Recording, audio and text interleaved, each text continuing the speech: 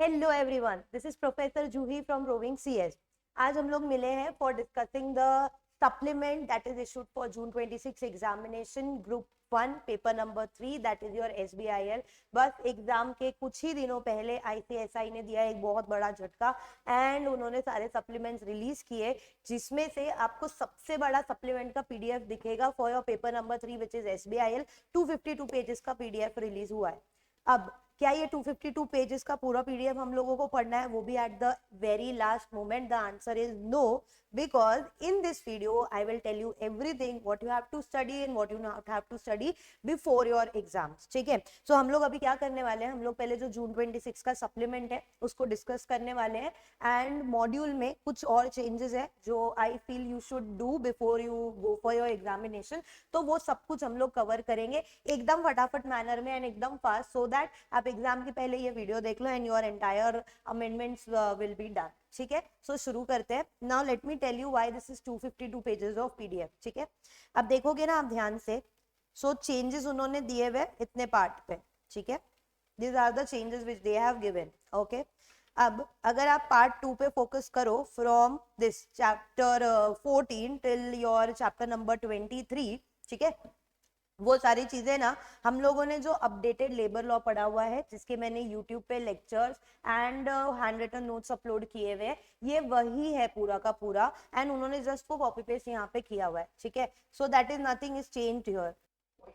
तो जो part B है हम लोगों का, उसमें आप लोगों ने जो नया वाला लेबर लॉ पढ़ा है ना वही है सेम। तो आप लोगों को बाकी के जो ये पार्ट बी के चेंजेस है वो देखने की बिल्कुल जरूरत नहीं है। मतलब हमारे लिए तो जो इम्पोर्टेंट है वो सिर्फ पार्ट ए के ये चेंजेस इम्पोर्टेंट है। ठीक है, उसमें भी चैप्टर 2 में जो चेंज है वो कोई बहुत ज्यादा इंपॉर्टेंट नहीं, बस 2 ही पॉइंट है वो आपको समझना है। ठीक है, सो टेंशन मत लेना, भले 252 पेज का पीडीएफ है but this is your entire labour law which we have already studied, so please don't worry for that. ठीक है, now starting with your part A of the changes, supplement खत्म करते हैं फिर हम लोग मॉड्यूल पे जाते हैं। ठीक है, चलो, तो chapter 2 is your corporate entities and company. Changes ये बोल रहे हैं कि 2 चेंज है, एकदम छोटू सा चेंज है। ठीक है, तो पहला चेंज ये बोल रहा है, द फर्स्ट वन इज कि जो डीमैट की रिक्वायरमेंट होती है कंपनीज में, पहले वो पब्लिक कंपनी के लिए थी। ठीक है, now they have extended that mandatory requirement of demat facilities to private companies also. ठीक है, उनको टाइम दिया गया था 30 जून 2025 का। okay, so pehla change is that the mandatory demat requirements have been extended to the private companies also till 30th June 2025। ठीक है, that was their time limit। अब ये वाली रिक्वायरमेंट कौन सी कंपनी को एप्लीकेबल नहीं होती? ठीक है, सो देयर आर 2 कंपनीज जिनको ये रिक्वायरमेंट एप्लीकेबल नहीं होता, one is producer company and one is small company. ठीक है, सो जो भी स्मॉल कंपनी एज ऑन 31 मार्च 2023 है, उन लोगों को हमारी ये रिक्वायरमेंट एप्लीकेबल नहीं होगी। क्या मतलब इसका? मैं ये समझू कि इन दोनों को डीमैट की जरूरत नहीं है डीमैट फैसिलिटी प्रोवाइड करने की? Yes. Okay, so this is your first change. Now the second change, जब हम लोगों ने कॉर्पोरेट एंटिटीज कंपनी वाला चैप्टर पढ़ा था, हमने वहां पे ना इनकॉर्पोरेशन ऑफ कंपनी पढ़ा था। ठीक है, एक बार कंपनी इनकॉर्पोरेट हो जाती है, then there is a section 10A of companies act 2013 which talks about commencement of business. ठीक है, उसमें एक फॉर्म आता है INC 22A। ठीक है, तो पहले जो INC 22A फॉर्म था that was a physical form. ठीक है, उसको रिप्लेस करके उन्होंने ई फॉर्म बना दिया, मतलब अ web based form that is electronic form. अच्छा, क्या काम है, क्या पर्पस है INC 22A का? तो पता है, पहले शेल कंपनीज बनती थी और वो अपना डमी रजिस्टर्ड ऑफिस बना देती थी, जिसकी वजह से they did not have a proper physical registered office. ठीक है, and we all know how registered office is important for companies. ठीक है, so what they have done is now they have included, वो फॉर्म इस चीज के लिए होता था for verification of the registered office.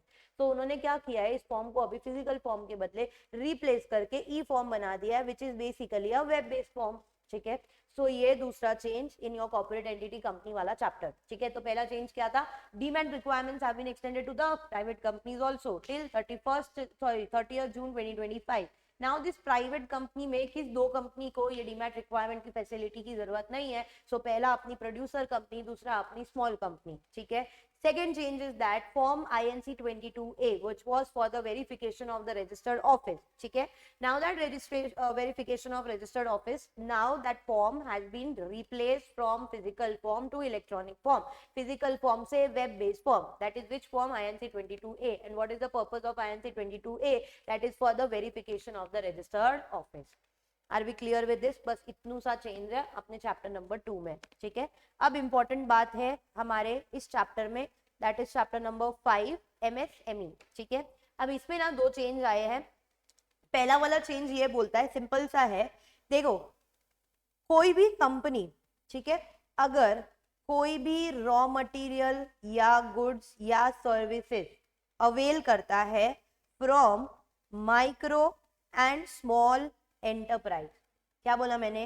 कोई भी नॉर्मल कंपनी अगर रॉ मटेरियल गुड्स या सर्विस अवेल करती है, मतलब खरीदती है from micro and small enterprise. ठीक है, सो कंपनी को इन्होंने सामान दिया, कंपनी इनको क्या देगी? ऑब्वियसली पैसा. ठीक है, अब है ना, होता क्या है ना, तो प्रैक्टिकली कंपनी ना, क्योंकि माइक्रो एंड स्मॉल एंटरप्राइज है ना, बहुत ही छोटे स्केल पे ऑपरेट हो रही है, सो कंपनी ना इनका पैसा बहुत डिले करती है देने में, या कई कई बार तो पैसा देती ही नहीं है. सो गवर्नमेंट ने हमारी माइक्रो एंड स्मॉल एंटरप्राइजेस के प्रोटेक्शन के लिए और उनको टाइम पे पैसा मिले, इसके लिए ये बोला है कि भाई आप लोगों को इनको टाइम पे पैसा पे कर देना है. अगर आपने पैसा टाइम पे नहीं किया and it exceeds 45 days from the date of you have received, you have purchased the goods or availed the services, then आपको एक हाफ ईयरली फॉर्म फाइल करना पड़ेगा. ठीक है, मतलब MCA के साथ 1/2 yearly form filing has to be done. अब उस फॉर्म में क्या लिखा हुआ होगा? तो ये लिखा हुआ होगा कि भाई कंपनी को वो माइक्रो एंड स्मॉल एंटरप्राइज को कितना पैसा पे करना था, एंड आपने पैसा टाइम पे क्यों नहीं किया, उसका रीजन भी हमको बताओ. Are we clear with that? तो पहला चेंज ये बोलता है कि section 9 of MSME Act 2006 read with section 15 of the said act, central government hereby directs that all companies who get the supplies of goods or services from micro or small enterprises and whose payment of this micro and small enterprises exceed 45 days from the date of acceptance, then they shall have to submit a half yearly return to MCA specifying that what is the amount of payment due and what is the reason for the delay. ठीक है, अब ये file करने से क्या होगा पता है? MCA को पता चलेगा कि कौन सी कंपनी ने अभी तक माइक्रो एंड स्मॉल एंटरप्राइज को पैसा नहीं दिया है, so that they can keep an overview and they can take the necessary action. समझा? तो this is your first thing. फटाफट से वापस बोलते हैं. नॉर्मल कंपनी जिसने सामान लिया या सर्विसेज लिया किससे? So micro and small enterprises से. और क्या नहीं किया? टाइम पे पैसा पे नहीं किया. कितना दिन हो गया टाइम पे पैसा ना पे करने का? It exceeded 45 days. कहां से गिनने का 45 डेज? तो जिस दिन सामान परचेज किया था या सर्विसेज अवेल की थी उस दिन से गिनने का 45 डेज. अगर 45 डेज से एक्सीड हो गया तो हमारी कंपनी को एक हाफ ईयरली रिटर्न फाइल करना पड़ेगा, फॉर्म फाइल करना पड़ेगा. किसको? MCA को. और उसमें क्या लिखना पड़ेगा? तो भाई MSME को कितना पैसा देना है वो अमाउंट लिखना पड़ेगा, एंड आपने अभी तक पैसा क्यों नहीं दिया उसका रीजन फॉर द डिले वो भी लिखना पड़ेगा.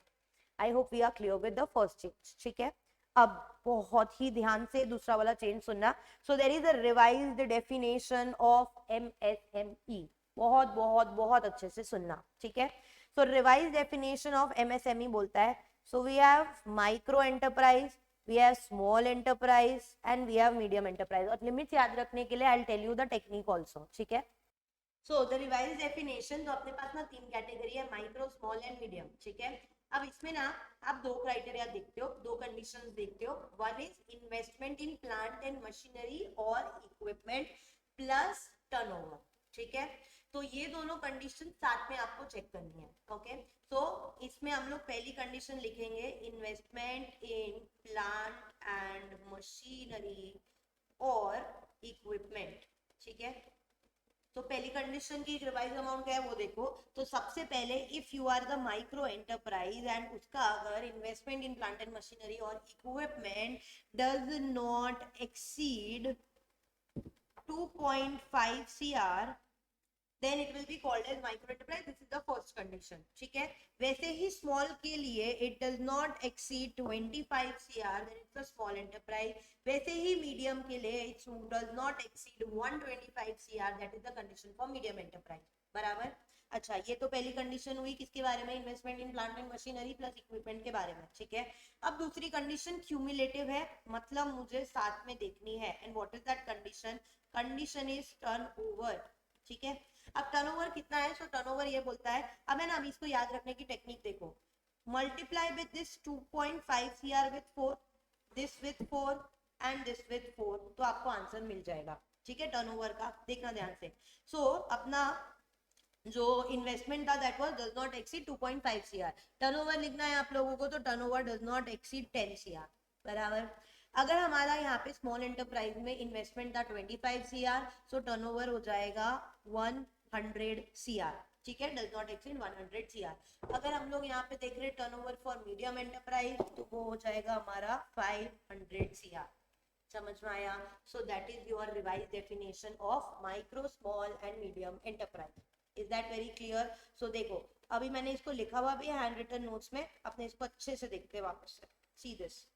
सो रिवाइज डेफिनेशन ऑफ एमएसएमई. दो कंडीशन देखनी है micro, small and medium enterprise में. First condition is investment in plant and machinery और इक्विपमेंट प्लस द टर्नओवर. ठीक है, सो पहले अगर आप इन्वेस्टमेंट तीनों के याद रख लोगे, उसको मल्टीप्लाई बाय 4 करोगे, तो आप लोगों को टर्नओवर का अमाउंट मिल जाएगा.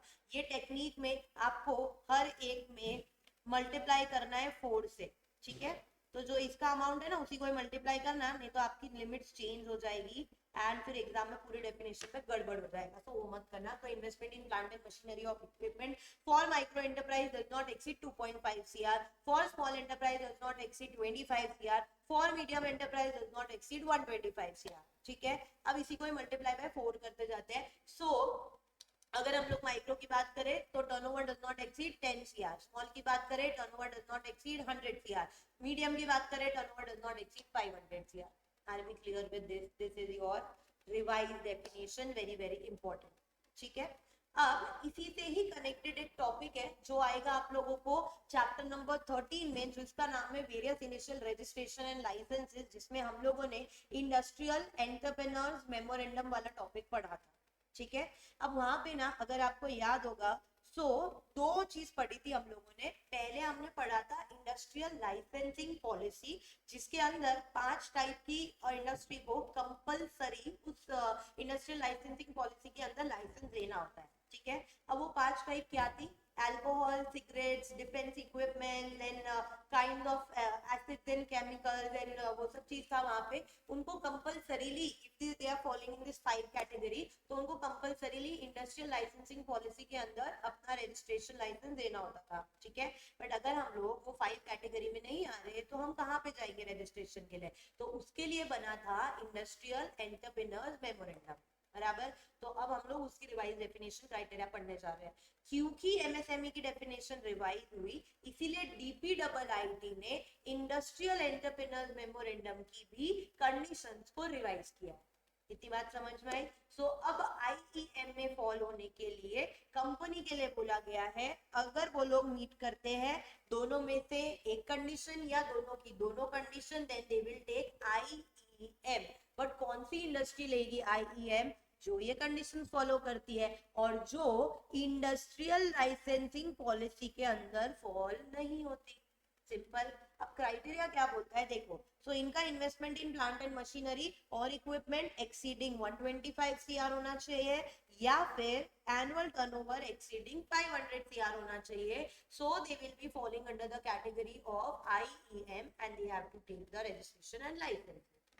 कुछ बात समझ में आई? वापस से एक बार बोलती हूँ, तो मैं तुमको पहले कनेक्ट कराती हूँ तो तुमको समझेगा. सो इंडस्ट्रियल लाइसेंसिंग पॉलिसी, ठीक है, ये किसके लिए एप्लीकेबल है? For 5 types of industry, only and only the 5 types of industry. ठीक है, बट अगर उसके अलावा एक्सेप्ट दोस 5 इंडस्ट्री अगर कोई और इंडस्ट्री है, तो वो लोग किसके अंदर रजिस्ट्रेशन लाइसेंस लेंगे? तो वो लोग लाइसेंस लेंगे as per IEM, this is industrial entrepreneur memorandum. ठीक है, अब इसमें आपको कुछ कंडीशन फॉलो करनी है. पहला तो जो इंडस्ट्रियल लाइसेंसिंग पॉलिसी में फॉलो नहीं हो रही, उनको आईईएम लेना है. और जो लिमिट्स के हिसाब से जो है उससे एक्सीड कर रही है उनको आईईएम लेना है। So what is the limits now? So investment plus या और टर्नओवर आप देखोगे। So investment exceeds 125 CR, turnover exceeds 500 CR. This is the criteria, revised criteria for IEM. अभी बात समझ में आई, क्लियर हुआ? सो ये आप लोगों के चेंजेस है पार्ट ए के अंदर which is given with respect to June 26। तो एक था लेसन नंबर 2 में बहुत ही सिंपल छोटू सा चेंज था। देन हमारा इंपॉर्टेंट था एमएसएमई का डेफिनेशन जो रिवाइज हुआ है, उसके साथ में जो कंपनी ने एमएसएमई से सामान लिया उनको एक रिटर्न फाइल करना है वो, एंड एमएसएमई के ही डेफिनेशन से लिंक्ड एक topic which is industrial entrepreneur memorandum, वो भी हम लोगों ने देखा। ठीक है, so this is your supplement for June 26 exam. अब मैं आप लोगों को लेके जाना चाहूंगी जो मॉड्यूल में और भी चेंजेस दिए हुए हैं जिसको आपको पढ़ के जाना है। तो मैं आप लोगों को डायरेक्टली जो मैंने नोट्स लिख दिए है उसके बाद उसी का ही दिखाती हूँ और डिस्क्रिप्शन में मैं ये नोट्स अटैच भी कर दूंगी so that it's very easy for you to refer the same. ठीक है, अब एमएसएमई में ना बस 2 और टॉपिक करने हैं, then we are done with this SBI. Okay, so MSME में ना आप लोगों को 2 और टॉपिक करने हैं। सो एक तो हम लोगों ने पढ़ लिया अपना रिवाइज डेफिनेशन, अभी दूसरा क्या पढ़ना है? तो इंस्टीट्यूट ने ना थोड़ा सा यहाँ पे अपने एमएसएमई जो स्कीम्स है ना उसको बढ़ा दिया है। इफ यू रिमेम्बर हम लोगों ने 14 स्कीम्स पढ़ी थी एमएसएमई के अंदर, अब कुछ और स्कीम्स को ऐड कर दिया गया है। सो आप एग्जाम में क्या करना, बस एक बार इसको यही नोट्स को गो थ्रू करके जाना, एकदम शॉर्ट और समराइज फॉर्म में मैंने लिख दिया है। ठीक है, तो 1 बाय 1 हम स्कीम्स को समझते हैं। अच्छा, पहली स्कीम हम लोगों को दिया हुआ है promotion of MSME in north eastern region and Sikkim. मतलब हम लोग ना उस एमएसएमई को प्रमोट करना चाहते हैं जो सिर्फ 2 जगह पे सिचुएटेड है, एक नॉर्थ ईस्टर्न रीजन में एंड सिक्किम में। ठीक है, we want that those MSMEs to grow and that's why we are focusing on this scheme। तो ये स्कीम में सिर्फ इसी के बारे में बात किया हुआ है। ओके, अच्छा अभी इधर फोकस किस में है? तो फोकस है टेक्नोलॉजी इंप्रूवमेंट में, फोकस है स्किल डेवलपमेंट में, फोकस है क्वालिटी एनहांसमेंट में, मार्केट एक्सेस में। इसका मतलब क्या हुआ? सो जो भी एमएसएमई टेक्नोलॉजी प्रोवाइड कर रही है और वहाँ पे जो भी लोग काम कर रहे हैं तो हमको उनकी टेक्नोलॉजी जो वो लोग प्रोवाइड कर रहे हैं उसको इम्प्रोवाइज करना है। उधर जो भी लोग काम कर रहे हैं एज एन एम्प्लॉय और एज अ लेबर और व्हाटएवर, उनकी स्किल्स को डेवलप करना है, वहां पे जो प्रोडक्ट्स बन रहे हैं उनकी क्वालिटी को बढ़ाना है और उन एमएसएमईज को एक बड़ा ब्रॉडर मार्केट एक्सेस देना है so that they can sell their products at a larger scale. इतना बात समझ में आई? ओके, अब ये फैसिलिटीज किसको प्रोवाइड की है, किस कैटेगरी में प्रोवाइड की हुई है? So it is provided in the category of manufacturing, testing of the products, packaging, R&D, product process innovation and the training facility. ठीक है, तो वहां पे ये सारी फैसिलिटी प्रोवाइड की। अब ये किसको एप्लीकेबल है और कौन से सेक्टर को कवर करता है? So this will be applicable to state government and state government organisation जो वहां पे एमएसएमईज को प्रमोट कर रहा है। ठीक है, तो हम इसको ये फैसिलिटी देंगे, आगे हम लोगों के एमएसएमईज को वो फैसिलिटी पास ऑन करेगा। एंड यहाँ पे कौन से सेक्टर को कवर किया हुआ है? तो जो बहुत ही बेसिक एंड छोटे से सेक्टर होते हैं ना उनको यहाँ पे कवर किया हुआ है, बेसिकली और fruits, spices, bamboo and sericulture, forestry और एक्सेट्रा। ठीक है, so this is your first scheme. तो क्या है यहाँ पे? Promotion of MSME north eastern region and the Sikkim. ठीक है, तो यहाँ पे फोकस है फाइनेंशियल सपोर्ट प्रोवाइड करना है, हमको उनका इंफ्रास्ट्रक्चर डेवलप करना है। कौन सी एमएसएमई का? वही एमएसएमई जो 2 जगह पे सिचुएटेड है, northern eastern region and the Sikkim. ठीक है, फोकस किस पे है? सो टेक्नोलॉजी एडवांसमेंट, फोकस है on the skill development, focus है on the quality enhancement and focus है on the market access provided. कौन सी कॉमन फैसिलिटी प्रोवाइड कर रहे हैं हम लोग? तो manufacturing, testing, packaging, raw material that is R&D facilities, product process transformation, innovation and training facility. ठीक है, किसको एप्लीकेबल होगी ये स्कीम? तो एप्लीकेबल होगी to the state government and state government registered organisations जो एमएसएमई को ये फैसिलिटीज प्रमोट करती है एंड प्रोवाइड करती है। कौन से सेक्टर यहाँ पे कवर हुए हैं? तो fruits, spices, bamboo, sericulture, fishery etcetera, sorry forestry etcetera. अभी clear with the first scheme? तो ये पहला स्कीम दिया हुआ है। Any scheme can be asked for 3 to 5 marks of the short note, so that is given here. Is that very clear? Moving on to the next. Now the second scheme is PM Vishwakarma scheme. अब PM Vishwakarma scheme focus करती है इन दोनों पे, आर्टिस्टन्स and craft people जो handmade चीजें बनाते हैं ना। आप देखो कि आर्टिस्ट की वैल्यू डे पर डे बहुत कम होती जा रही है, but they are very excellent person in terms of skills. ठीक है, सो वो लोगों को हम लोग यहाँ पे वो सपोर्ट प्रोवाइड करना चाहते हैं, लोन देना चाहते हैं सो that they can develop themselves. ठीक है, सो यहाँ पे ना बेनिफिट्स क्या क्या है देखो। सो है ना, जो पीएम विश्वकर्मा के अंदर रजिस्टर्ड होगा ना उसको एक सर्टिफिकेट और आईडी कार्ड दिया जाएगा, उनको एक बेसिक ट्रेनिंग दी जाती है for something around 1 week, advance training दी जाती है for 15 days and more than 15 days. अच्छा, ये ट्रेनिंग के साथ साथ उनको स्टाइपेंड भी दिया जाता है, stipend is 500 rupees per day. Then उनको ट्रैवलिंग अलाउंस, ट्रांसपोर्ट अलाउंस भी दिया जाता है 1000 रुपीज का। एंड जो आर्टिस्ट लोगों को जो भी सामान बना, जो भी मटेरियल बनाने में जो टूल्स की यूज होती है ना, टूल्स लगते हैं, उनके लिए भी, वो खरीदने के लिए भी इंसेंटिव प्रोवाइड किया जाता है 15,000 तक के अमाउंट का एज अ की वाउचर। ठीक है, इसके बाद भी अगर वो आर्टिस्ट को एंड क्राफ्ट पीपल को लोन की जरूरत है, सो हम यहाँ पे उनको कोलैटरल फ्री लोन प्रोवाइड करेंगे। ठीक है, कोलैटरल फ्री लोन कितने अमाउंट का प्रोवाइड करेंगे? सो अप टू 3 लाख का। इसको 2 ट्रांच में डिवाइड करेंगे। Now tranche means first instalment, second instalment. So first instalment में मिलेंगे 1 लाख रुपए, सेकंड इंस्टॉलमेंट में मिलेंगे 2 लाख रुपए। ठीक है, अच्छा कोलैटरल फ्री है मतलब कुछ भी गिरवी रखने की जरूरत नहीं है, बट क्या इंटरेस्ट पे करना पड़ेगा क्या? Yes, but a very nominal amount of interest which is 5%। Are we clear with this? So this is your PM Vishwakarma schemes and इसमें कितने टाइप के ट्रेड्स कवर हुए? सो 18 ट्रेडिशनल ट्रेड्स को यहाँ पे कवर किया गया है और उसकी लिस्ट आप लोगों को यहाँ पे दी गई है। Are we clear? So second वाला scheme का main focus is on the artisans and the crafts people. So what we are giving the benefits in this scheme, तो पहले तो जो भी रजिस्टर होगा यहाँ पे उनको सर्टिफिकेट देने का एंड आईडी कार्ड प्रोवाइड करने का, बेसिक ट्रेनिंग देने की, एडवांस ट्रेनिंग देने की। Basic training will be given for 5 to 7 days, advance training will be given for 15 days और मोर। अच्छा, ट्रेनिंग के साथ क्या स्टाइपेंड मिलेगा? यस मिलेगा, 500 रुपया पर दिन का। क्या ट्रांसपोर्ट एंड ट्रैवल अलाउंस मिलेगा? यस मिलेगा, 1000 रुपीज का। क्या वो टूल की जो सामान बनाने के लिए जो सामग्री की जरूरत होती है, क्या वो भी खरीदने के लिए पैसा मिलेगा? Yes, up to 15,000 rupees via the e voucher. अच्छा, इसके साथ में अगर मुझे लोन चाहिए तो लोन मिलेगा क्या? ऑफकोर्स यस, ये स्कीम आपको लोन भी प्रोवाइड करेगी and collateral free loan provide करेगी अप टू 3 लाख रुपीज का। First tranche and second tranche में डिवाइडेड होगा। फर्स्ट ट्रांच में आपको 1 लाख रुपए दिए जाएंगे, सेकंड ट्रांच में आप लोगों को 2 लाख रुपए दिए जाएंगे। कोलैटरल फ्री लोन है मतलब गिरवी रखने की कुछ भी जरूरत नहीं है, बट क्या इस पे इंटरेस्ट पे करना पड़ेगा? यस, इंटरेस्ट पे करना पड़ेगा at the rate of 5%। Are we clear? और कितने टाइप्स के ट्रेड्स यहाँ पे कवर हुए? सो 18 types of traditional trades have been covered here. समझ में आया गाइस? चलो moving on to the next scheme. Next scheme is very छोटू सी scheme which is tool rooms and the technical institution. अच्छा, tool rooms and technical institutions का मतलब ये हुआ जो भी सामान खरीदने के लिए, जैसे अभी मुझे रॉ मटेरियल की जरूरत पड़ेगी, मशीनरीज की जरूरत पड़ेगी सामान बनाने के लिए, तो क्या मुझे उसके लिए पैसे मिलेंगे क्या? यस मिलेंगे। एंड टेक्निकल इंस्टीट्यूशंस के यहाँ पे आपको ट्रेनिंग भी प्रोवाइड किया जाएगा। ठीक है, सो प्रोडक्ट कैसे बनाना है, प्रोडक्ट जॉब कैसे दिन मिलेगी, ट्रेनिंग कैसे होगी, उस सब के बारे में आपको इस स्कीम के अंदर कवर किया हुआ है। सो ऑब्जेक्टिव है कि हमारी एमएसएमईज जो है, तो द ऑब्जेक्टिव इज जो भी अपनी एमएसएमईज है वो अपनी फैसिलिटीज को इम्प्रूव कर पाए with the all the tooling facilities that may be available and उनको हम लोग एकदम इंडस्ट्री रेडी बनाना चाहते हैं और वहाँ पे जो लोग काम कर रहे हैं उनको भी हम लोगों को एकदम स्किल्ड पर्सन बनाना है। ठीक है, फोकस एरिया यहाँ पे किस पे है? तो जो भी प्रोसेस एंड प्रोडक्ट डेवलपमेंट हो रहा है उस पे, कंसल्टेंसी सर्विस पे, जॉब रिक्वायरमेंट वर्क्स पे एंड ट्रेनिंग प्रोग्राम्स पे। ओके, अच्छा कौन एलिजिबल है यहाँ पे? Simple and obvious which is MSME industrial units जो ट्रेनिंग करते हैं फ्रॉम स्कूल ड्रॉप आउट से लेकर जो एमटेक तक ट्रेंड है, उन सारे लोगों को यहाँ पे कवर किया हुआ है। ठीक है, so simple and basic scheme. Okay, now the next one is your MSME champion scheme, जिसके अंदर और ये फर्दर 4 स्कीम्स को इंट्रोड्यूस किया हुआ है। एक बार ये पढ़ लोगे देन आपके एमएसएमई स्कीम्स का टॉपिक खत्म हो जाएगा। अभी इनका पीरियड है ना, एक्चुअली देखोगे तो खत्म होने को आया है, खत्म हो चुका है। तो ये पीरियड आई थी, स्कीम आई थी फ्रॉम दिस 2021 टू 2025 एंड 6 तक। ठीक है, तो ऑब्जेक्टिव क्या था?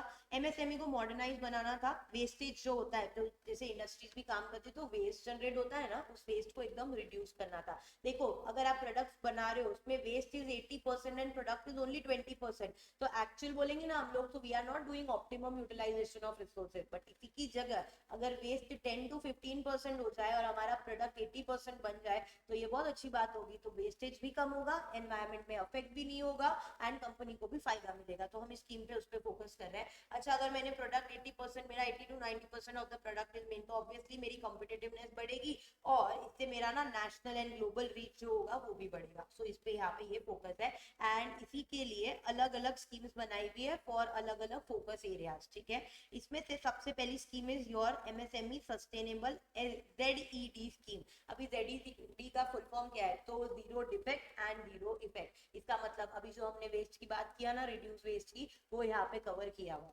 ठीक है। सो सस्टेनेबल का मतलब ये होता है long term sustainable companies. Okay, so यहाँ पे करना क्या है, यहाँ पे ना क्वालिटी प्रोडक्शन को प्रमोट करना है with minimal environmental impact. Okay, benefit क्या होंगे इससे, ऑब्वियसली हमारा वेस्ट रिड्यूस हो जाएगा, एम्प्लॉयज की प्रोडक्टिविटी बनेगी, हमारी एनर्जी भी सेव होगी, हमारे ऑप्टिमम यूटिलाइजेशन ऑफ रिसोर्सेज होंगे and we can have a global competitiveness with the other companies. Okay, अच्छा, क्या यहाँ पे डायरेक्ट सर्टिफिकेशन ही प्रोवाइड किया जाता है उन एमएसएमईज को जो एकदम क्वालिटी प्रोडक्शन कर रही है? जी नहीं, यहाँ पे उनको गाइडेंस भी दिया जाता है कि आप कैसे क्वालिटी प्रोडक्शन कर सकते हो, उनको एक कंप्लीट हैंड होल्डिंग प्रोवाइड की जाती है और उनको टेक्नोलॉजिकल एंड मैनेजरियल सपोर्ट भी प्रोवाइड किया जाता है। This is how this thing works in your scheme which is called as MSME Sustainable ZED scheme। ZED का फुल फॉर्म क्या? जीरो डिफेक्ट जीरो इफेक्ट, मतलब reduce wastage, better quality of product, improved productivity and increase global competitiveness. Very simple. Next देखो, MSME innovation, innovative, that is incubation, IPR and design. नाम में ही आपको तीनों चीज लिख दिया है, that is the main focus of this scheme. Incubation का मतलब, इफ यू रिमेंबर स्टार्टअप में भी हमने इंक्यूबेशन पढ़ा था, which means that it is providing a complete hand holding from the very basic, मतलब from you just have an idea for the business till you develop a business properly. So यहाँ पे incubation की बात किया है। अच्छा, MSME मतलब छोटे स्केल पे काम कर रहे हैं। अब बेचारों ने बहुत मेहनत करके अपना एक ब्रांड नेम बनाया या अपनी एक डिजाइन बनाई और बड़ी कंपनी आके अपने नाम से वो डिजाइन बेचने लग जाए या MSME का नाम चुरा ले, तो बेचारे MSME क्या करेंगे? इसीलिए हम लोग यहाँ पे बेटर IPR प्रोटेक्शन की बात करने वाले हैं। हम उनकी डिजाइन को कैसे परफेक्ट बनाना है उसके बारे में भी बात करना चाहते हैं। तो हम क्या करेंगे ना, MSME की जो भी इनोवेटिव आइडियाज है, देखो ideas are in the mind, but उसको प्रैक्टिकली कैसे इंप्लीमेंट करना है, उसको बिजनेस में कैसे टर्न आउट करना है, वो आपको ये स्कीम बताएगा। क्लियर हुआ? सो दैट इज द केस। फिर इसके बाद आती है MSME कॉम्पिटिटिव लीन स्कीम। अभी लीन स्कीम का यहाँ पे फोकस है 3 एरियाज पे, जिसको हम लोग है ना PEC बोलेंगे। ठीक है, PEC। अच्छा, आपको कॉम्पिटिटिवनेस बढ़ानी है तो आप क्या बढ़ाओगे? अपनी ऑब्वियसली सारे के सारे एम्प्लॉयज एंड लेबर की प्रोडक्टिविटी, उनकी एफिशिएंसी, एंड इससे अपने आप कॉम्पिटिटिवनेस इंक्रीज होता जाएगा। लेकिन ये एफिशिएंसी और प्रोडक्टिविटी बढ़ेगा कैसे? तो ऑब्वियसली जो भी वेस्ट है वो रिड्यूस होगा, उससे कॉस्ट जो होगी वो कम होगा, उससे स्पेस, जो जगह यूटिलाइज हो रही है, जो वेस्ट हो रही है उससे, एंड जो एनर्जी कंजम्पशन हो रहा है उससे। अगर आप इसको रिड्यूस करोगे तो ऑटोमेटिकली आपका कॉस्ट कम हो जाएगा, आपकी प्रोडक्टिविटी एफिशिएंसी बढ़ेगी and automatically it will make you a competitive company. समझा? So that is your MSME competitive lead scheme. इसके बाद आता है the last scheme which is called as the RAM scheme। RAM scheme का full form is raising and accelerating MSME performance। देखो, raising का मतलब भी इंप्रूव हुआ, एक्सीलरेटिंग का मतलब भी इंप्रूव हुआ, यानी हम यहाँ पे MSME की परफॉर्मेंस को इंप्रूव करना चाहते हैं। अच्छा, आप MSME की परफॉर्मेंस इंप्रूव करना जो भी बोलो, देखो परफॉर्मेंस इंप्रूव करने के लिए, बिजनेस इंप्रूव करने के लिए हमको ना कुछ 2-3 चीजों की सख्त जरूरत होती है। पहला तो पैसा, भाई पैसा नहीं होगा तो हम और कुछ ऑपरेशन कर नहीं पाएंगे। सो पैसा चाहिए हमको, एडवर्टीजमेंट एंड मार्केटिंग में गुड खर्चा चाहिए हमको, एंड टेक्नोलॉजी अपग्रेड होनी चाहिए हमारे टाइम टू टाइम। अगर हम इस 3 चीज पे फोकस करते हैं तो हमारा परफॉर्मेंस हमेशा अपने आप एक्सीलरेट हो जाएगा। ठीक है, so RAMP scheme says that raising and accelerating MSME performance. ठीक है, तो फोकस यहाँ पे किस चीज पे है? मार्केटिंग पे, फाइनेंस पे एंड टेक्नोलॉजी अपग्रेडेशन पे है। ठीक है, अब इनके लिए वर्ल्ड बैंक ने भी इनको सपोर्ट किया हुआ है कि हम आपको लोन देंगे, आपको कोई भी दिक्कत नहीं। ठीक है, अब इसमें और किस पे फोकस है? तो वर्ल्ड बैंक के साथ में हमारे यहाँ की जो सेंट्रल एंड स्टेट इंस्टीट्यूशंस है वो भी हमारे साथ काम करेंगे, यदि हम लोगों को फाइनेंस प्रोवाइड करेगी, और सारे सेंटर एंड स्टेट कोलैबोरेशन, आपस में भी सेंटर एंड स्टेट कोलैबोरेशंस को प्रमोट किया जाएगा। This is how your RAM scheme will work, that is raising and accelerating MSME performance. समझ आया बात? So this is your MSME का एंटायर चैप्टर, जिसमें MSME की स्कीम भी इंक्लूडेड है। प्लीज इसको अच्छे से एक बार पढ़ के जाना। I don't want that you waste your 3 to 5 marks also, because एक मार्क एकदम कीमती है। ठीक है, सो यही नोट्स मैं डिस्क्रिप्शन बॉक्स में लगा दूंगी, आप लोग इसी को पढ़ के जाओगे, more than sufficient. Okay, now moving on to the last chapter जिसमें हम लोगों को changes है। so pollution index score, if you remember various initial registration and license में हम लोगों ने pollution control का एक टॉपिक किया था, जिसमें आप लोगों को पता है रेड इंडस्ट्री हमने ऐसे पढ़ा था, रेड फ्लैग व्हाइट फ्लैग ऐसे करके। so we have red industry, orange, green, white, इतनी इंडस्ट्री पढ़ी थी। अब हुआ क्या है, दो चीज हुई है। तो ये रेड एंड व्हाइट और जो भी कैटेगरी है उसका पोल्यूशन इंडेक्स रेंज को भी उन्होंने चेंज किया है, प्लस व्हाइट के बाद और एक कैटेगरी को भी यहाँ पे इंक्लूड किया है। So this is the major change that we have to study, ठीक है। सो पोल्यूशन कंट्रोल ये बोल रहा है कि 2025 में जो हमारी सीपीसीबी है ना, that is central pollution control board, उन्होंने क्लासिफाई किया है अब सारी इंडस्ट्रीज को 5 कैटेगरी में, एंड उन्होंने जो हमारे पोल्यूशन इंडेक्स स्कोर है उसको भी रिवाइज किया है, ठीक है। देखो अब सबसे पहला रेड रिमेन्स रेड, तो इनका pollution index score is more than और इक्वल टू 80 स्कोर, तो इसको हम लोग क्या बोलेंगे, वेरी हाईली पोल्यूटिंग इंडस्ट्री, जिसमें ना बहुत ज्यादा स्ट्रिक्ट एंड बहुत ज्यादा स्ट्रिंजेंट स्ट्रॉन्ग रेगुलेटरी मॉनिटरिंग की जरूरत है। ओके, देन उससे थोड़ा सा नीचे आता है ऑरेंज कैटेगरी, जिसका हम लोगों का 55 से लेकर 80 तक का रेंज होगा फॉर पोल्यूशन इंडेक्स स्कोर, ठीक है। So that will be your orange category. अच्छा, हाईएस्ट तो रेड था, उससे नीचे है, मतलब इसको हम लोग मॉडरेटली पॉल्यूटिंग बोल सकते हैं। क्या इसमें उतना रेगुलेटरी स्ट्रिक्ट इंटरवेंशन की जरूरत है जितना रेड में है? Obviously no. तो यहाँ पे moderate regulatory requirements will be there, ठीक है। अभी देखो green flag always remains a green flag, तो यहाँ पे वो लोगों की पोल्यूशन इंडेक्स स्कोर है 25 से लेकर 55 तक की, ठीक है। तो इसको हम लोग क्या बोलेंगे, लो पॉल्यूटिंग इंडस्ट्री। तो हमारे अथॉरिटीज का जो रिक्वायरमेंट, जो रेगुलेटरी इंटरवेंशन है वो भी कैसा होते जाएगा, मिनिमल होते जाएगा, ठीक है। अब इससे और सबसे अच्छी industry which is white category industry, तो व्हाइट कैटेगरी का pollution index score is less than 25, okay. तो नॉन पॉल्यूटिंग है, इसीलिए यहाँ पे कोई भी रेगुलेटरी रिक्वायरमेंट की जरूरत नहीं है, इसलिए they are exempt. If you remember, white category of industries के लिए हमने 5 कंडीशंस पढ़ी थी, 3 मार्क का मैंने आपको बोला था, उसमें से क्वेश्चन भी आ सकता है। तो व्हाइट कैटेगरीज के लिए एग्जाम्पशन है, provided they satisfy this 5 condition, okay. Now the next, the new introduced one is your blue category, ठीक है। ब्लू कैटेगरी बोलता है कि ये व्हाइट से भी और अच्छा है, मतलब इसका पोल्यूशन इंडेक्स स्कोर 0 है, मतलब there is no pollution index score of them, because ये लोग एकदम ना न्यूली इंट्रोड्यूस्ड इंडस्ट्री है। आप लोगों ने ऐसे ईवी सेक्टर सुना होगा, वो सारी इंडस्ट्रीज यहाँ पे आएगी। So very newly industries introduce industry जिसमें 0 डिस्चार्ज है, it is very essential for your environmental sector and the waste management service, मतलब वो लोग ना एनवायरमेंट को 0.0% अफेक्ट करते हैं। दीज आर द कैटेगरी, ठीक है। तो चैप्टर 13 में 2 चेंज हुआ, एक जो अपने सप्लीमेंट से किया ना आईईएम की कैटेगरी वाला वो, एंड दूसरा हम लोगों का पोल्यूशन कंट्रोल वाला। सो 2025 में दिस पोल्यूशन कंट्रोल सीपीसीबी ने हम लोगों का इंट्रोड्यूस किया है ये category, and pollution index range को रिवाइज किया है। सो अब कितनी कैटेगरी बनी, 5 category, red being the highest, तो कितना स्कोर आएगा, मोर देन और इक्वल टू 80, हाईली पॉल्यूटिंग, इसलिए सबसे ज्यादा रेगुलेटरी इंटरवेंशन चाहिए। ऑरेंज कैटेगरी 55 टू 80, जो मॉडरेटली पॉल्यूटिंग है, जिसमें मॉडरेट रेगुलेटरी रिक्वायरमेंट्स चाहिए। ग्रीन कैटेगरी की बात करें तो लो पॉल्यूटिंग इंडस्ट्री, जिसमें मिनिमल रेगुलेटरी रिक्वायरमेंट की जरूरत। व्हाइट बोला तो बहुत अच्छा, जिसमें less than 25 pollution index score है, नॉन पॉल्यूटिंग है, इसलिए हमने उनको एग्जेम्प्ट किया हुआ है। एंड ब्लू कैटेगरी जिसका pollution index score not applicable है, 0 है। These are the newly introduce sectors जहाँ पे 0 डिस्चार्ज है, which is a very essential for environmental protection and waste management service. So this is your entire SBIL का part A का जो भी changes आए हैं वो सब, ठीक है। So all the very best for your exam, अच्छे से एग्जाम देना और ये सारे चेंजेस को अच्छे से करके जाना। Thank you so much, see you in the next video.